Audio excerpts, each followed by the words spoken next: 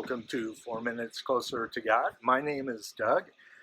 In order to get closer to God, there are so many different paths, and so the one I wanted to discuss today would be fasting. Some in recent years and decades have taken fasting to be giving up something like you might do at Lent, so fasting from cigarettes or sugar or that daily Coke. Um, and so those sorts of things are a measure of fasting, but what it really meant in the Old and New Testament for fasting was abstaining from food and sometimes from water.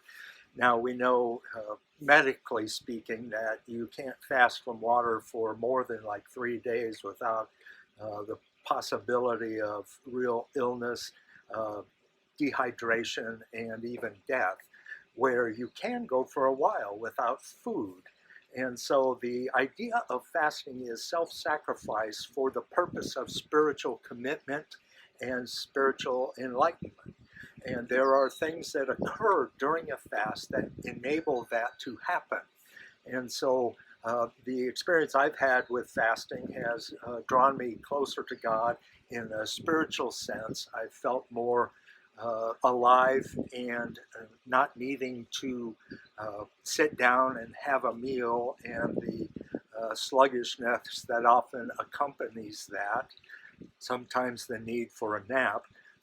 By going through the meal time and devoting that time to prayer, I've been able to get closer to God and to help myself spiritually, taking leaps and steps sometimes, inch by inch, foot by foot, and you grow closer to God by allowing Him to bless your obedience. And in that obedience, we have made a step towards God that He will encourage and He will bless.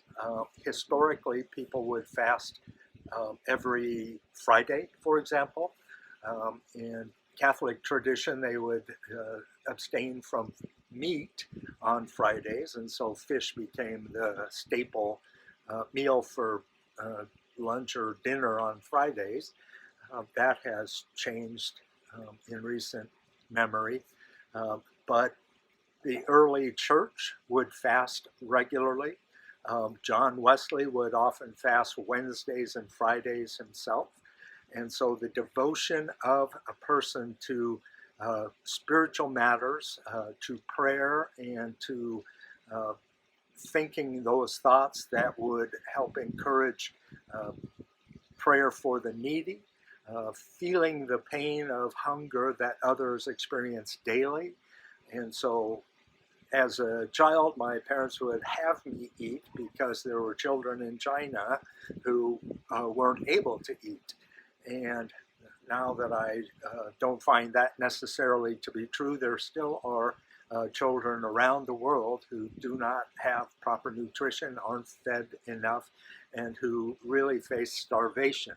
Well, my giving of the meal money to a cause such as Compassion International and the like has been a blessing as well. And so instead of spending $20 on a dinner out with friends, give that money to a proper cause. And so fasting has its benefits, and God does bless you.